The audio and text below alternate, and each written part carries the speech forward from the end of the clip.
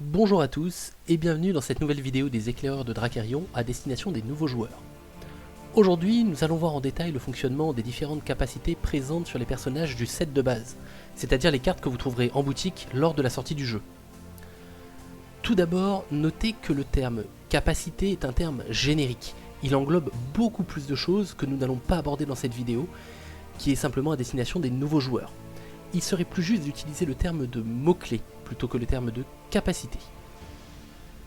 Commençons par le premier mot-clé, infiltrateur. Il s'agit d'une capacité passive. Un personnage au front avec cette capacité peut attaquer un personnage en soutien si l'adversaire ne contrôle pas de personnage au front avec infiltrateur. Qu'est-ce que ça veut dire? Initialement, il est possible d'utiliser un personnage pour venir faire une attaque de corps à corps, de la ligne de front vers la ligne de front. C'est-à-dire qu'avec ma 5e ombre, je pourrais l'engager et venir attaquer soit les pavois, soit la phalange de survivants.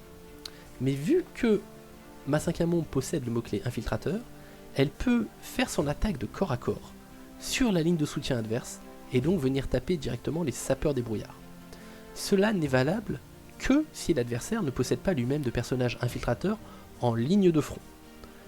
Si par exemple, l'adversaire possédait des éclaireurs, qui possèdent eux aussi la capacité infiltrateur, ici je ne pourrais pas attaquer avec ma 5e ombre sur son sapeur des brouillards. Par contre, si les éclaireurs sont situés en ligne arrière, là aucun problème, ma 5e ombre peut venir taper les sapeurs à l'arrière. Le deuxième mot-clé est intercepteur. En tant que première action, lors d'une attaque de mêlée, un personnage avec cette capacité situé sur la même ligne que le défenseur peut être incliné pour rediriger l'attaque contre lui. Il devient le nouveau et unique défenseur de cette attaque. Qu'est-ce que ça veut dire? Prenons un cas concret. Ici, admettons que l'adversaire, avec sa phalange de survivants, décide de venir attaquer ma 5e ombre. J'ai la possibilité d'utiliser la capacité intercepteur de mon chien des enfers. Je ne peux le faire qu'à deux conditions. Déjà parce qu'il s'agit d'une attaque de mêlée, et ensuite car mon chien est situé sur la même ligne de défense que la 5e ombre. J'engage le chien et je redirige l'attaque de la phalange de survivants. Cette action est obligatoirement la première action de défense que je fais lors de mon tour. Je ne pourrai pas jouer une autre carte, donner un boost ou quoi que ce soit. Je suis obligé de commencer par l'interception. Ensuite, on reprend le ping-pong avec l'adversaire, c'est à lui, puis à moi, puis à lui, puis à moi. Et enfin, on applique la résolution des dégâts. Le troisième mot-clé est implacable. Il s'agit d'une capacité passive.